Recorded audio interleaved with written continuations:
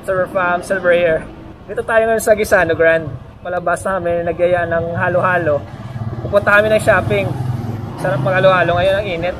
Teka, saan ba banda yung malapit sa shopping? One way. So dito lang tayo. Let's go, halo-halo.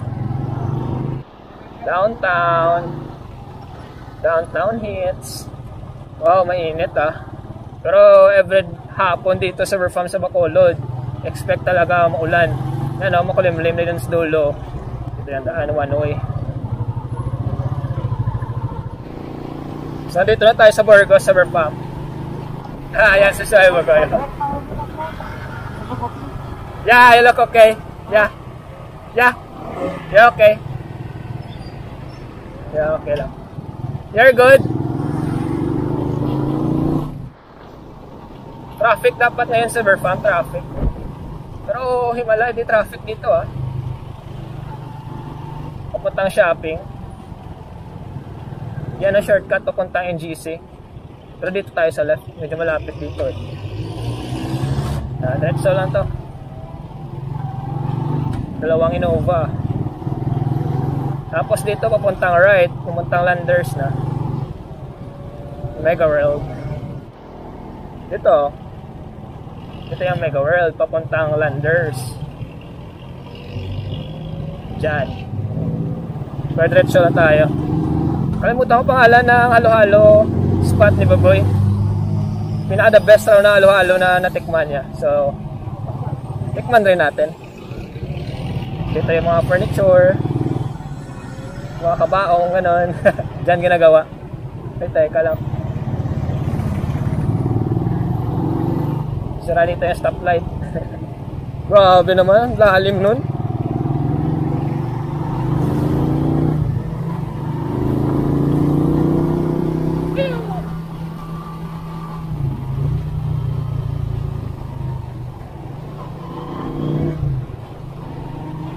Dito papuntang Circle Inn kung saan kami nag-emission test.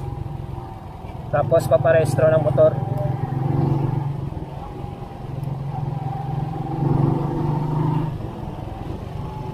Yan, Circle Inn.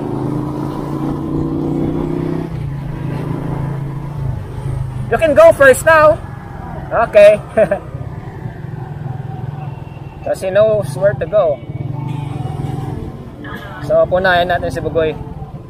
Simula dito sa Circle Inn ah. Circle Inn ah.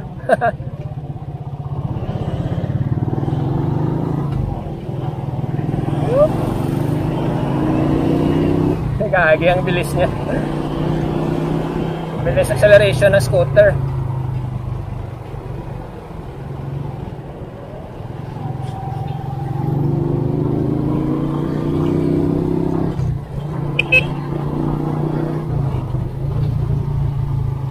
Diretso na pala. Intersection na.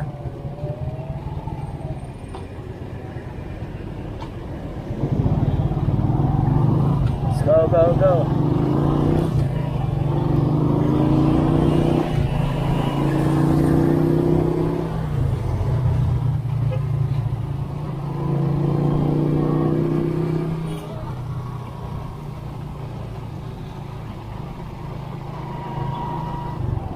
Okay, liliko na kami dito sa right.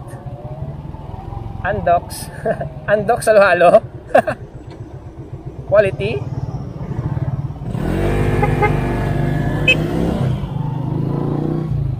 Ito pala si Andox na. Okay. Kale. Bro, how you pronounce this? Kalye. Kalye pala. Okay, let's go, Silver Farm. Sa phone na tayo siguro mag-vlog. Low ba? Di lang halo-halo Silver Farm. May pizza rin sila. Pizza right now? Yeah, Kalye. Kalye or Kalye? Kalye siguro? Kalye. Ano pronunciation? Kalye Luna. Kalye Luna. Okay. Sige, okay lang. So, main branch raw nila Silver Farm sa Silay. Then located sa Silay. Dragon fruit, di ba? Antonio Luna Street. Okay, Antonio Luna Street, Silay. Okay. Okay, pang mas pag ulang Okay. Pero available ang dragon fruit? Available. Okay. May halo-halo na dragon fruit bago yan sa River Farm. Tapos may mga pizza sila. Super special.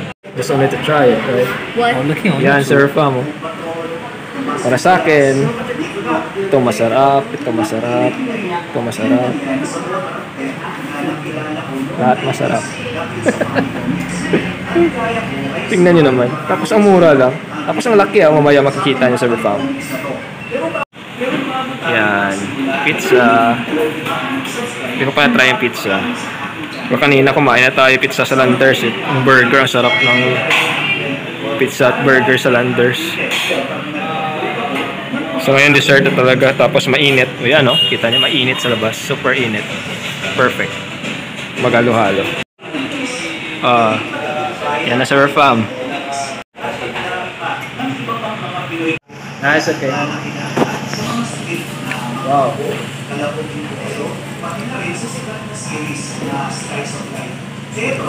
I told you it's yummy.